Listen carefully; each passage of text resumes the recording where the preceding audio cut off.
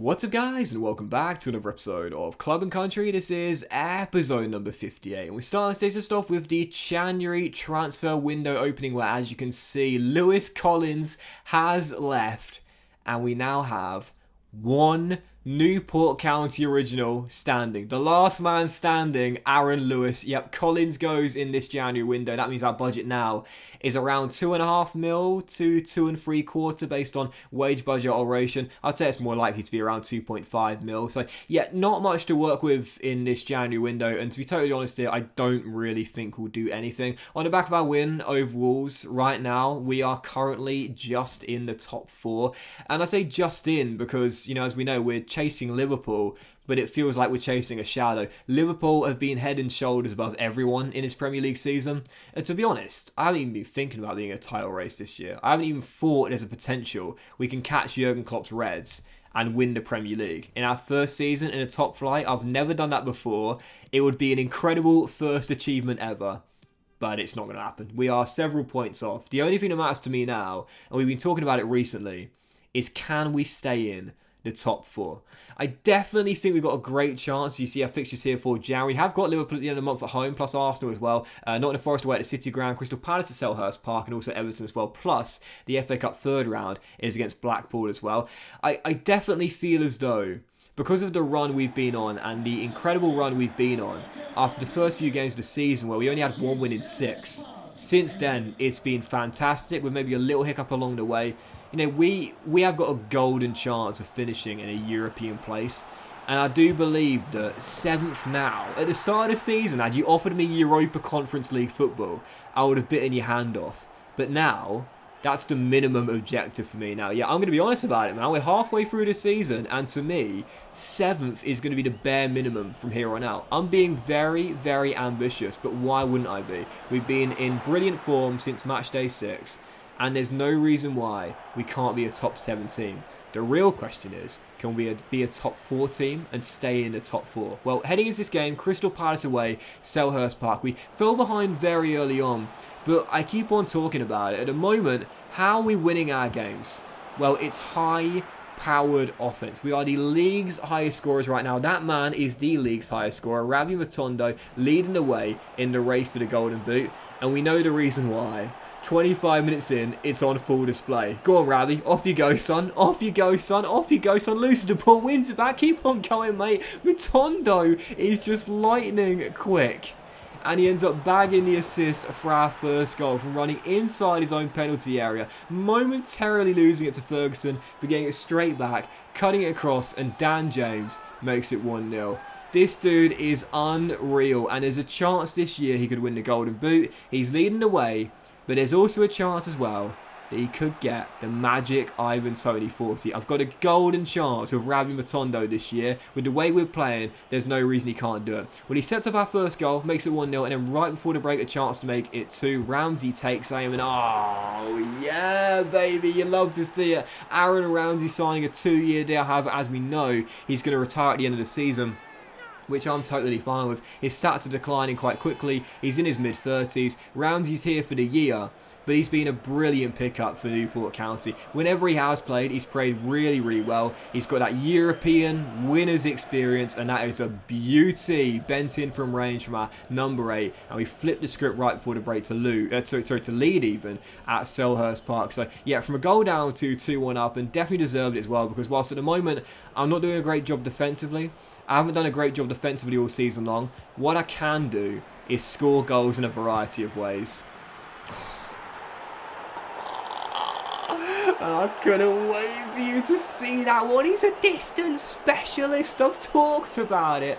Gavin Humphreys, the best 8. Oh, great camera angle. Gavin Humphreys, the best 18-year-old in the world, the greatest teenager in the game right now.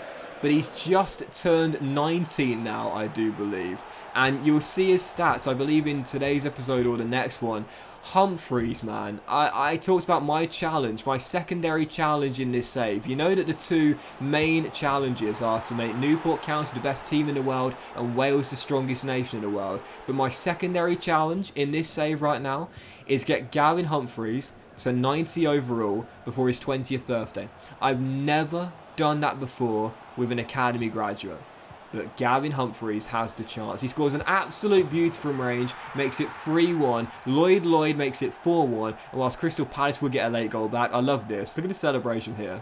Look at the faces in the crowd. This made me laugh so much, man. I talk about realistic and justifiable celebrations and situation-specific celebrations.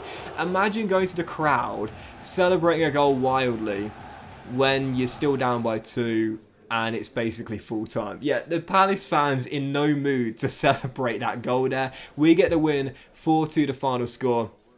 And for now, it keeps us in the top 4. We begin January with the win. And the question is, how much longer can we stay in the top 4?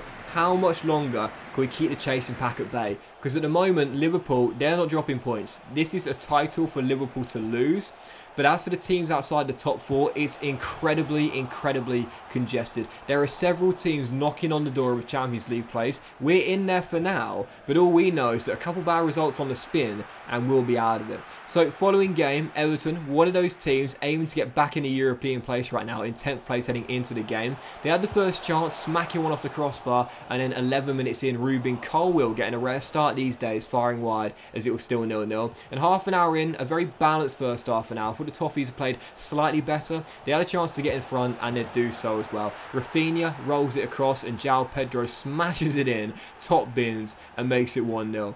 And in a pretty balanced first half an hour, I thought I was playing okay, and with our high-powered offense, top scoring team in the league right now, I knew there'd be chances to get back on level terms. We had another one, 5 minutes before the break, Rashesha running through, but Szczesny makes the save. I've talked about Rashesha before, 2 goals for the season, but he's not really a goal-scoring wing-back. He scores like 1 goal after about 12 shots, but it's 1-0 still, and then from a corner, so frustrating. Trying to clear it, no one gets a head or boost on it, drops straight to João Pedro, takes a touch, pops it in, bottom corner, 2-0.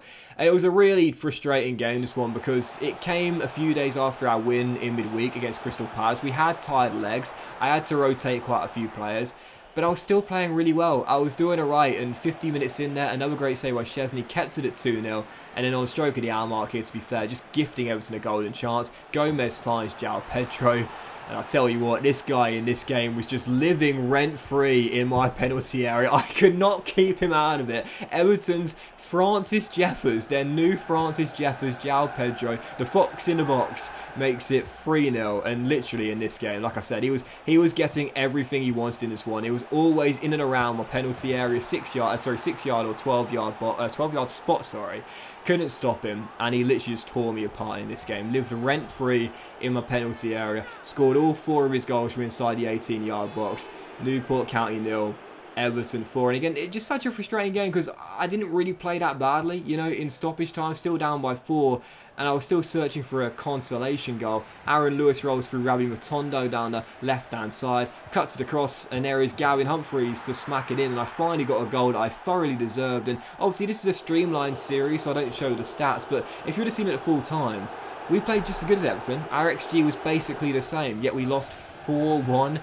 But as I always say it, as our winning run comes to an end here by the Toffees at home, good is not good enough against the AI on Ultimate, and that's how it needs to be as well. My defense in that game, quite frankly, was not good enough, and you can't defend like I did in that game and expect to get away with it. And that's the reason why I'm loving this FIFA so much, because Ultimate is so much more of a challenge. If you're going to win, and we have been winning, you need to be on your game. In that one, I definitely wasn't.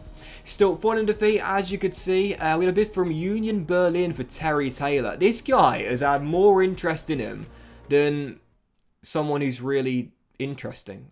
Sorry, I don't know what I'm saying. I just had a bit of a brain freeze there. But Terry Taylor has had so much interest, you know. But we have said all along, I want to keep him. Because as a 4th choice centre-half for Joe Rodden, Cooper, and also Payne as well, whenever he steps into our back line, he always does a really good job. So I'm not going to sell him. If I got 20 mil, which is way over the market valuation, I'd do it, because that'll give me enough money to sign someone better and younger, someone like Ben Cabango, for example.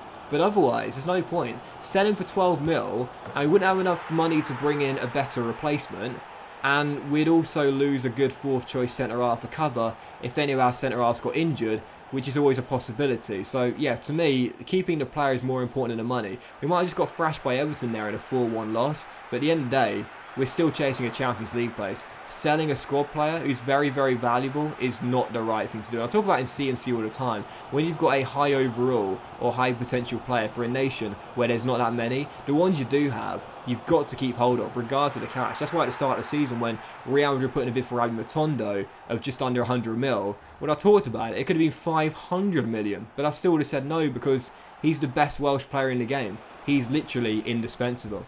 But still, third and final game of today's episode, Blackpool FA Cup third round. Lads from Bloomfield Road coming to take us on. Scored the early goal through Mark Bound, then got our second soon after, and then right before the break, Dan James smacks one in off the post to make it 3-0 in a really dominant first half display here, and exactly what we needed as well. Big defeat at home to Everton. I talk about the importance of form in career mode and how you need to be in good form for as long as possible. If you go into a patch where you lose 2 or 3 on the bounce, you'll start to worry a little bit. It'll become a lot harder to win. So when you do have a loss, bounce back instantly. Exactly what we did here against the Tangerine Army. Kem Campbell comes off the bench, makes it 4 with 6.5 minutes to go, and that would secure it. Progress into the FA Cup fourth round. Campbell bags our fourth, and we are into the last 32. Last season, reached the last 16 before being knocked out by Chelsea, the furthest we've ever gone. But this year, with the form we've been in, I've got to say, 5 seasons in, I'm sitting there thinking, last day or Wembley appearance, that is what I'd love to see this year. But that will end this Club and Country, guys. Big thank you for watching. If you have enjoyed it, if you haven't, please do drop a like. Much love to you all. Have a fantastic day, and I will see you for the next episode of C&C very soon.